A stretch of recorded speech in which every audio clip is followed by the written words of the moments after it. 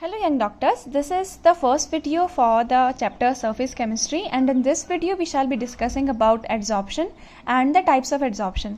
So surface chemistry वो branch होती है जिसमें हम सरफेस पर या दो बल्क फेजेस के इंटरफेस पर जो रिएक्शंस हो रही हैं उनकी स्टडी करते हैं, सरफेस पर स्टडी करते हैं. That is why this is known as surface chemistry. That means phenomenon that are occurring at the surfaces. और एड्सॉर्प्शन का मतलब होता है, यहाँ पे सबसे पहले कंसेप्ट आता है ऑफ एड्सॉर्प्शन. एड्सॉर्प्शन का मतलब होता है कि अगर किसी सरफेस पर मॉलिक्यूल्स जो हैं सिर्फ इसकी किसी सॉलिड सरफेस पर या किसी भी मेटल पर अगर कोई मॉलिक्यूल्स इसकी सरफेस पर अट्रैक्ट और रिटेन हो रहे हैं, then this process is known as adsorption. The phenomenon of attracting and retaining the molecules of substance on the surface of this can be either solid or this can be either liquid. Solid या liquid की surface पर अगर molecules retain हो रहे हैं then this process is known as adsorption. और जिस चीज़ पर adsorb हो रही है this is adsorbent, और जिस पर जो adsorb होता है molecule that is adsorbate. Now adsorbent जो होता है, some popular adsorbents are charcoal, it can be silica and it can be clay और it can be alumina. ये सारे के सारे जो हैं ये adsorbents है, they are good adsorbent. अब इसके कुछ एग्जाम्पल्स अगर हम देखें तो जैसे अगर हमने एक वॉल्यूम ले लिया कंटेनर, क्लोज कंटेनर में here we have taken gas and here we have taken the solution of acetic acid solution. ये लिक्विड है और ये जो है ये गैस है, एसिटिक एसिड सोल्यूशन है, ये पूरा फिल है यहाँ से. यहाँ पर अगर हम एल्यूमिना, चारकोल, सिलिका कुछ भी रख दें तो क्या होगा, यहाँ पे जो भी एड्सॉर्बेंट रखें यहाँ पे इसकी सरफेस पर गैस मॉलिक्यूल एड्सॉर्ब हो जाएंगे और यहाँ पे इसकी सरफेस पर एसिटिक एसिड के मॉलिक्यूल्स एड्सॉर्ब हो जाएंगे. कॉन्सिक्वेंटली इस कंटेनर में गैस का जो वॉल्यूम था वो कम हो जाएगा और इस सोल्यूशन में एसिटिक एसिड की जो कंसंट्रेशन थी वो कम हो जाएगी. So why? Because of adsorption. अगर हम इसके कुछ एग्जाम्पल्स देखें तो इसी प्रोसेस को क्या कहते हैं, एड्सॉर्प्शन. अगर जैसे यहाँ पे एड्सॉर्ब हो गया है किसी मॉलिक्यूल पर, दूसरे मॉलिक्यूल्स जो है इसकी सरफेस पर आकर अट्रैक्ट और रिटेन हो गए, this is adsorption. Now what if we increase the temperature, या अगर हम इसको हीट करें या फिर प्रेशर को डिक्रीज कर दें, उस केस में क्या हो जाएगा, टेम्परेचर इंक्रीज करने पर इसके बीच की जो फोर्सेस थी वो वीक हो जाएंगी, यानी एड्सॉर्ब मॉलिक्यूल्स निकल जाएंगे, रिवर्स हो जाएगा एड्सॉर्प्शन का. This process is known as desorption.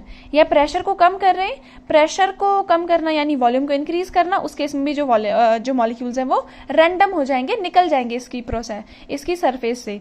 कभी कभी क्या होता है कि मेटल की सरफेसेस पर अगर गैसेस आकर एड्सॉर्ब हो रहे हैं then this process is known as occlusion.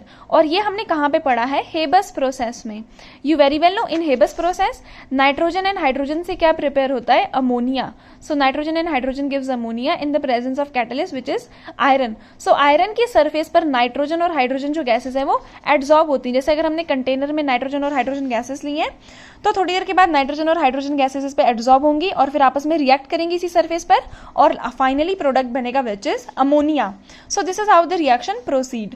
और यहाँ पे क्या हो रहा है, इस कंटेनर में वॉल्यूम तो उतना ही है, वॉल्यूम इज सेम. अब कंटेनर को थोड़ी ना वॉल्यूम कम कर सकते हैं, but what is happening here, जो प्रेशर है बिकॉज रैंडमनेस कम हो रही है, so pressure is ultimately decreasing and volume of the container is remaining the same and pressure of the gas is decreasing. So this is adsorption.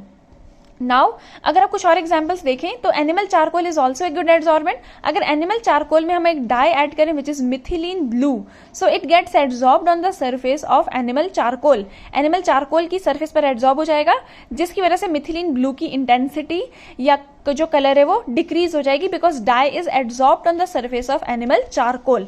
और nitrogen hydrogen का भी हमने example देख लिया था. नेक्स्ट आती है रॉ शुगर.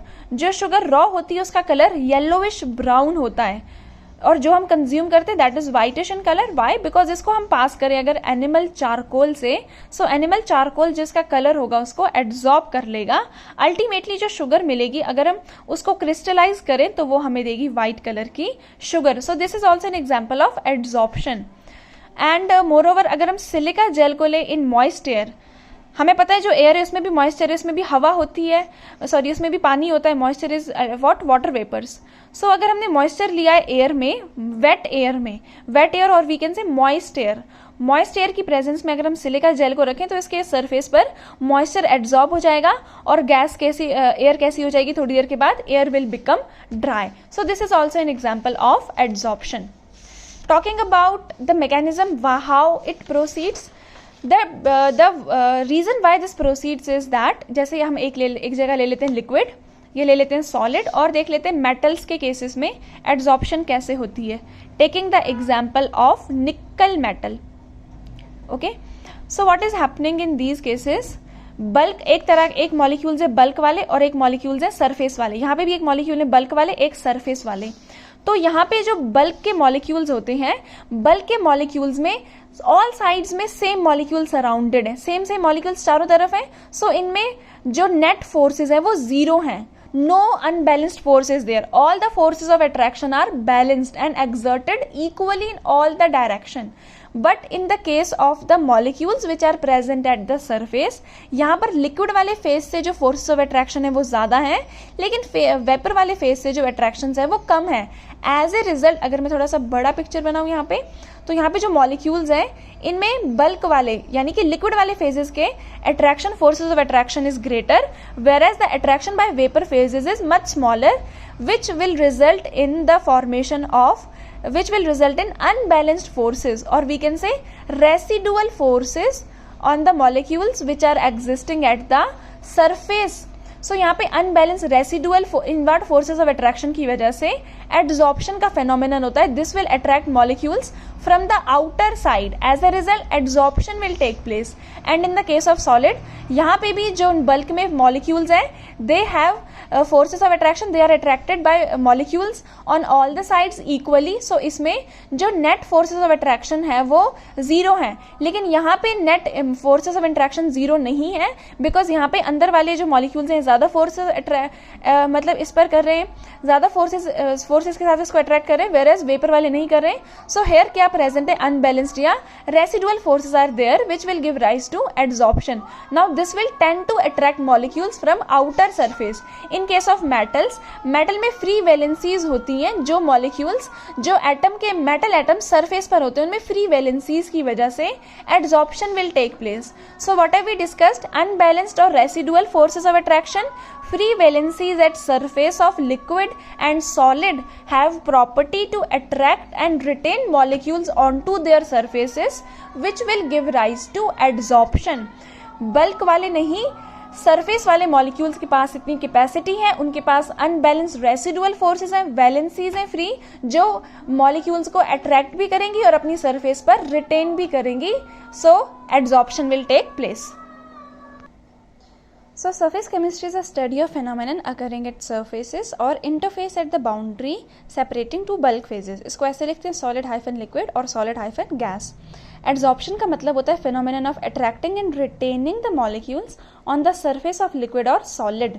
Desorption होता है इसका removal either by increasing temperature or by reducing pressure.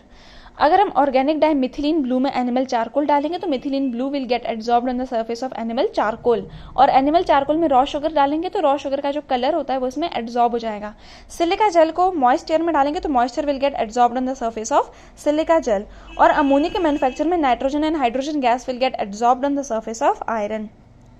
Talking about the mechanism, जो बल्क में होते हैं मॉलिक्यूल्स इन द बल्क वो कम्प्लीटली सराउंडेड होते हैं on all sides by other molecules. So hence intermolecular forces of attraction are exerted equally, so all the forces are balanced, whereas जो surface पर molecules होते हैं उनमें net inward forces of attraction ज्यादा हैं. Net inward forces of attraction are there, so this gives rise to unbalanced or residual forces of attraction. And in case of metals, free valencies are there at the surface. Because of this unbalanced or residual forces and free valencies at surface, metals or liquid and solid show the property to attract and retain molecule on the surface. ये सिर्फ surface पर ही molecules को attract करते, and this phenomenon is called adsorption.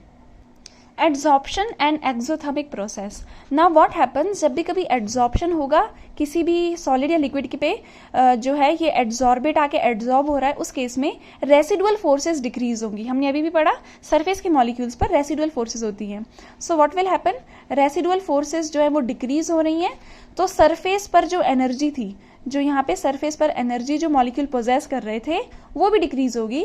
So as a result ये जो energy decrease हुई है ना, this will appear in the form of heat. This will appear in the form of heat, और इसका मतलब हीट रिलीज होगी. दैट इज वाई जो इंथैल्पी होगी वो कितनी हो जाएगी, जनरली एड्जॉर्प्शन के लिए डेल्टा एच इज नेगेटिव, क्योंकि एंट्रोपी कम हो रही है, यहाँ पे मॉलिक्यूल जो है इनकी रैंडमनेस कम हो रही है. That is why entropy change is also negative. Now we very well know for spontaneous process to occur delta G must be negative. ये वैल्यू आ गई नेगेटिव, ये एस भी आ गया नेगेटिव, माइनस माइनस कितना हो गया पॉजिटिव, तो ये वैल्यू तो ओवरऑल पॉजिटिव आ रही है, यानी नेगेटिव वाली वैल्यू ज्यादा होनी चाहिए for process to be spontaneous और for delta G to be negative. यानी increase in entropy should be more than this value T delta S, then increase in entropy, तभी जाके प्रोसेस क्या होगी, स्पॉन्टेनियस होगी. सो क्या होता है, विद टाइम ये वैल्यू भी बढ़ती है और ये वैल्यू भी क्या करेगी, एंट्रोपी की चेंज इन एंट्रोपी भी क्या हो रहा है, लार्ज नेगेटिव, और भी ज्यादा डिक्रीज होती जाएगी एंट्रोपी. तो विद टाइम इंथैल्पी की जो वैल्यू है, ये मतलब हीट जो रिलीज हो रही है, सरफेस एनर्जी अब कितना ही इंक्रीज करेगी, तो विद टाइम इंक्रीज नहीं, ये विद टाइम डिक्रीज करेगा. सो ये डिक्रीज करेगा, यानी नेगेटिव वैल्यू डिक्रीज हो रही है और पॉजिटिव वाला फैक्टर बढ़ रहा है. So a time will come when delta H will be equal to T delta S. That particular process is known as adsorption equilibrium. उस टाइम पे डेल्टा G की वैल्यू कितनी हो जाएगी, 0. Process will be in equilibrium and that equilibrium will be known as adsorption equilibrium. So यहाँ पे क्या हुआ, delta H negative, delta S negative होता है एड्सॉर्प्शन में, एंड डेल्टा एच की वैल्यू अगर ज्यादा होगी when there is large negative, large change in, large decrease in delta H values, that means large amount of energy is released, then only process will be spontaneous. And with time delta H decreases and delta H becomes equal to T delta S, so adsorption equilibrium is attained. Delta G is 0, that equilibrium is known as adsorption equilibrium. लेकिन 100% cases में ऐसा नहीं होगा, कभी कभी कुछ केमिजॉर्प्शन के cases में एनर्जी जो इंथैल्पी जो है वो एब्जॉर्ब, यहाँ पे क्या हो रही थी, रिलीज, और किसी किसी केसेस में एब्जॉर्ब भी होती है, यानी डेल्टा एच पॉजिटिव भी होता है. Let us take an example, hydrogen के बॉन्ड को तोड़ना है, बॉन्ड तोड़ते टाइम हमेशा एनर्जी इज रिक्वायर्ड और बॉन्ड बनते time energy is released. Since यहाँ पे मॉलिक्यूल्स बढ़ रहे हैं, दैट मीन्स एंट्रोपी की वैल्यू भी क्या है, पॉजिटिव है. सो डेल्टा जी की वैल्यू कितनी हो जाएगी, delta H minus T delta S. अब इसकी वैल्यू पॉजिटिव है, that means this overall factor is negative, so ये वाली वैल्यू ज्यादा होगी. When there is small change in enthalpy, तब हम कह सकते हैं कि process is spontaneous, because this factor is dominating which is negative, so overall delta G will be negative. Same is the case with जब adsorption होता है solid solvents पर, सॉलिड एड्सॉर्बेंट्स पर हाइड्रेटेड सल्यूट का, उस टाइम पे भी हाइड्रेटेड जो वाटर के मॉलिक्यूल्स है वो रिलीज होंगे. सो although delta H is positive because bond is getting, because यहाँ पे क्या हो रहा है, बॉन्ड ब्रेक हो रहा है, हाइड्रेटेड सल्यूट का वाटर निकल रहा है, लेकिन डेल्टा एस की वैल्यू भी क्या हो रही है, पॉजिटिव, रैंडमनेस बढ़ रही है, वाटर मॉलिक्यूल रिलीज हो रहा है. So this is how we deal with adsorption equilibrium and delta G, delta H and delta S. So adsorption के टाइम पे रेसिडुअल फोर्सेस डिक्रीज करेंगी, सरफेस एनर्जी डिक्रीज करेगी, क्योंकि रेसिडुअल फोर्सेस को decrease हो रही है, यहाँ पे मॉलिक्यूल आके अट्रैक्ट रिटेन हो रहे हैं, दैट इज वाई वही सरफेस एनर्जी डिक्रीज करेगी, दैट मीन्स वही अपीयर करेगी in the form of heat. So delta H is negative, heat release हो रही है और एंट्रोपी भी डिक्रीज हो रही है, that is why delta S is also negative. Now for the process to be spontaneous, delta G की value negative होनी चाहिए, ये भी नेगेटिव है, ये भी नेगेटिव है, माइनस माइनस इज प्लस. अब ये वाली वैल्यू पॉजिटिव आ रही है, ये वाली value negative, that means delta G को नेगेटिव होने के लिए डेल्टा एच का मैग्नीट्यूड टी डेल्टा एस से ज्यादा होना चाहिए. However as reaction proceeds, delta H की वैल्यू डिक्रीज होती रहती है और टी डेल्टा एस की वैल्यू इंक्रीज करती रहती है ओवरऑल. मतलब ये माइनस वाली वैल्यू बढ़ रही है ना, तो माइनस माइनस प्लस, ये प्लस वाली वैल्यू बढ़ रही है और माइनस वाली वैल्यू कम हो रही है. प्लस माइनस दोनों कैंसिल होकर जीरो हो जाएंगे. जब अल्टीमेटली ये दोनों बराबर हो जाएंगे तब डेल्टा जी जीरो हो जाएगा. उस टाइम पे we call it as adsorption equilibrium is attained. For process to occur, delta G must be negative, which is possible only if delta H is negative and greater in magnitude than T delta S. और केमिजॉर्प्शन endothermic भी हो सकता है कुछ कुछ cases में, जैसे इस वाले केस में बॉन्ड को तोड़ना है, बॉन्ड को तोड़ने के लिए energy is required, so delta H is positive, क्योंकि मॉलिक्यूल्स कम हो रहे हैं, सॉरी मॉलिक्यूल्स बढ़ रहे हैं, so randomness increases, so delta S is also positive. Now in this case delta S जो है वो डोमिनेट कर जाता है over delta H, that means ये वाली वैल्यू डोमिनेट कर गई, सो ये वाली वैल्यू नेगेटिव थी, so overall delta G is also negative and the process is spontaneous. Hydrated solute के केस में भी जब वो उस पर एड्जॉर्ब होते हैं तब वाटर मॉलिक्यूल रिलीज होते हैं, which led to the large increase in entropy, and this entropy overpowers that delta H which is positive. So overall delta G is also negative in this case and process is spontaneous.